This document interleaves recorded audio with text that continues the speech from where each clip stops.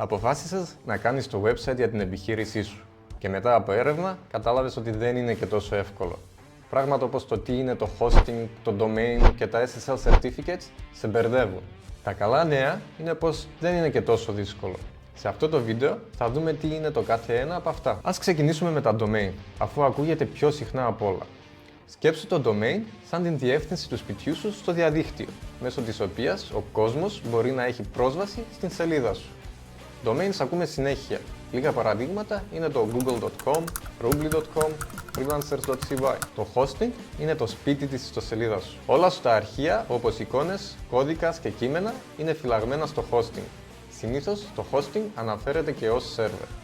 Το domain στην ουσία σε οδηγεί στο hosting όπου βρίσκονται όλα σου τα αρχεία. Και τέλος, έχουμε τα SSL Certificates. Τα SSL Certificates προστατεύουν τις πληροφορίες που αποστάλλονται ή λαμβάνονται μέσω της ιστοσελίδας σου.